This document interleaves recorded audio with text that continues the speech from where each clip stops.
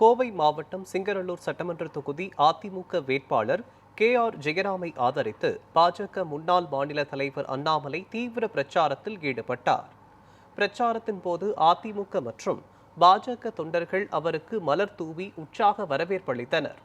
தொடர்ந்து நடைபெற்ற நிகழ்வில் பேசிய அவர், 5 ஆண்டு கால திமுக ஆட்சியில் மக்கள் மீது பல்வேறு சுமைகள் திணிக்கப்பட்டுள்ளதாகவும் பொய் வாக்குறுதிகளால் மக்கள் ஏமாற்றப்பட்டுள்ளதாகவும் குற்றம் சாட்டினார்.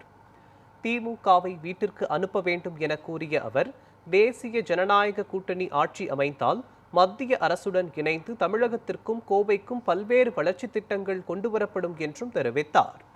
அண்ணாமலைக்கு மத்திய அமைச்சர் பதவி வழங்கப்பட வாய்ப்பிருப்பதாகவும், எடப்பாடி பழனிசாமி மற்றும் SP வேலுமணியுடன் இணைந்து கோவையில் நிறுத்தப்பட்ட திட்டங்கள் மீண்டும் செயல்படுத்தப்படும் என்றும் அவர் தெரிவித்தார்.